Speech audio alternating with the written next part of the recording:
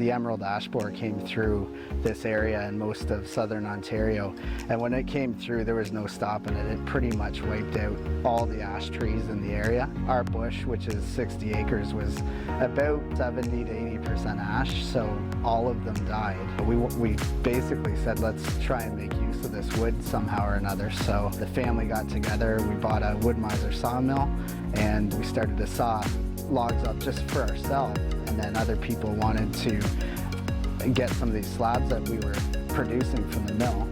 So the company really turned into what it is today because we've set up the infrastructure now to not only cut logs but to dry wood and sell kiln-dried lumber.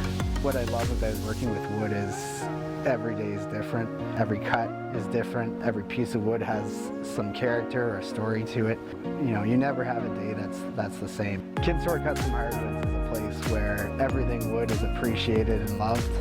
We deal with everything from cutting trees, milling trees, drying wood, and doing fine furniture.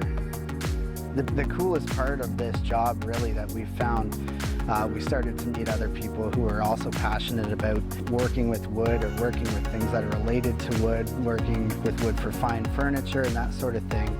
And it was really cool to be able to create these relationships with all the people in the community. We work closely with a guy named Brent Houston for my wood build. We work with companies like Kintore Custom Fab who do all our metal work for our bases. And I think what we all love is that we've got this community that we help each other out.